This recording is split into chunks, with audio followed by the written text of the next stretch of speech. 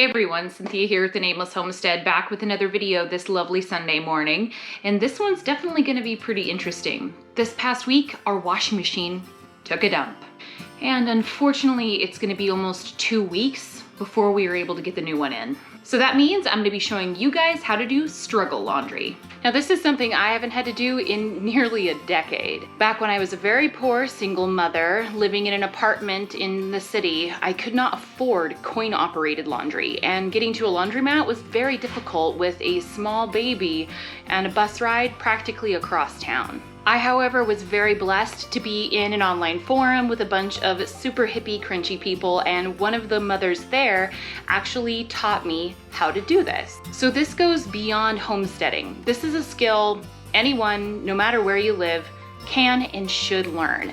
For those times when you're down on your luck, when you can't get to the laundromat, when you are dry on funds because it's not cheap to do your laundry at a laundromat, or your washing machine blows.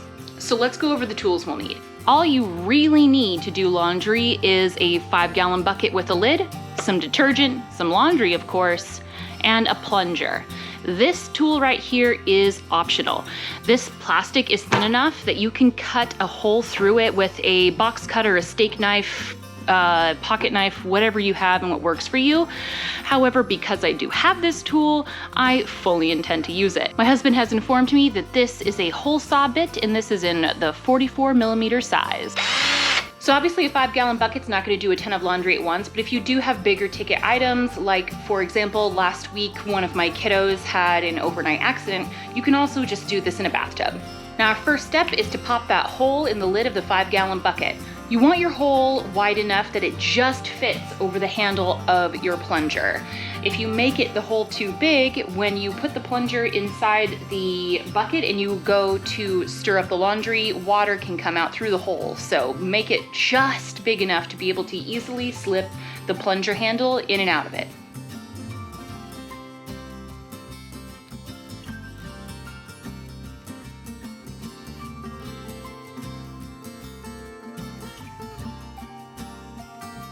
I do advise you to do this entire process in your tub or shower, or heck, even outside with hose water if necessary. You do want to do it in an area that's very easy to clean up water from, however. You don't want it getting on your carpet, because inevitably there is going to be some splashback, especially as you're learning how to use this. Now that our tools are ready, let's move this party to the bathroom. All right, time to get washing.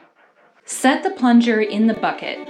Add your laundry on top, and don't fill your bucket up more than about halfway with laundry.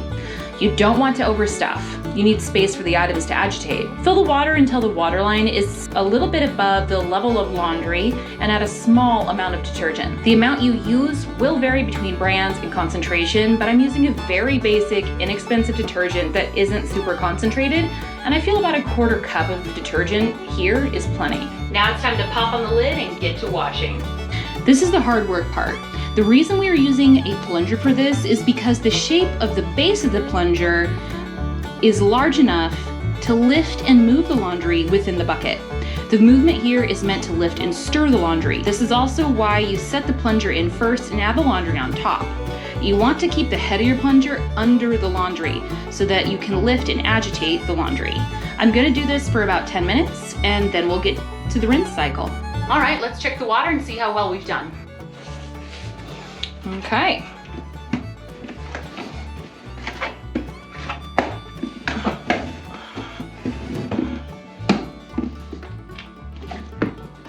Get off you.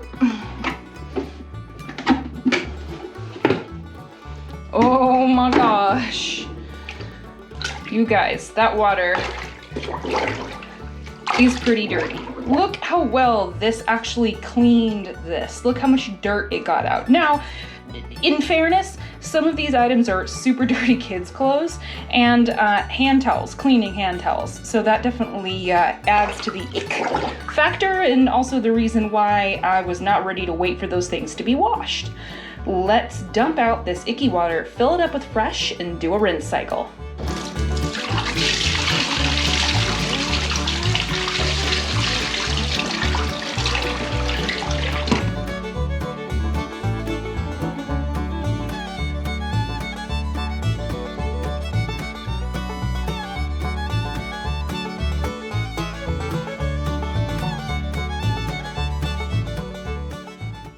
Now, thankfully, our dryer is not broken, which means I do not have to set up a drying line for these, and thank God for that, because trying to dry laundry outside in the winter takes forever, and line drying in the house is a huge pain in the butt. However, if you also don't have access to a dryer, it's totally reasonable to be done. A length of cotton poly rope is super cheap. Get a couple of anchors, put it into studs, and you're in business. Thankfully, however, I don't have to do that today, and I'm not gonna do it just for a YouTube video, because it's a pain in the butt.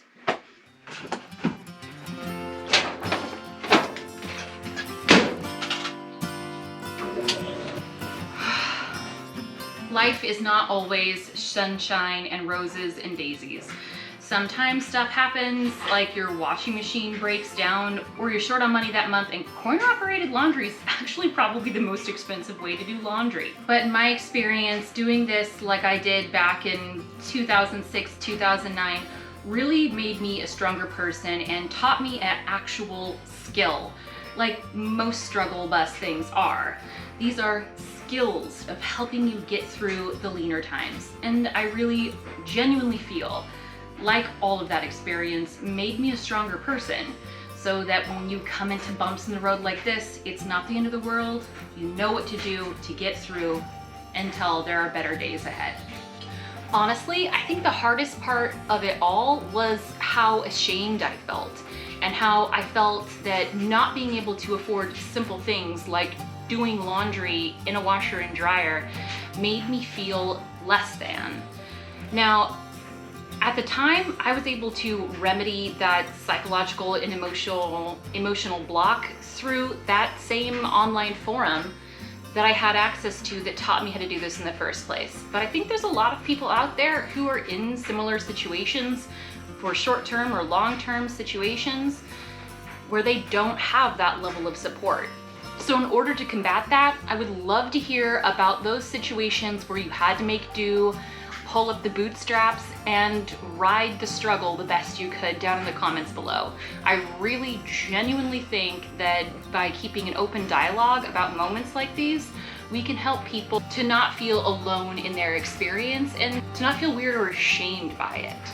So now it's time for the YouTuber speech. If you enjoyed this video, please hit the like button, consider subscribing, and hit the bell if you want notifications of when we upload. We just hit 1,000 subscribers this past week. Thank you all so much for that. Our goal was to hit 1K by 2021, and we got that early by several weeks. Our next goal is to hit 5,000 subscribers by 2022. See y'all next Sunday.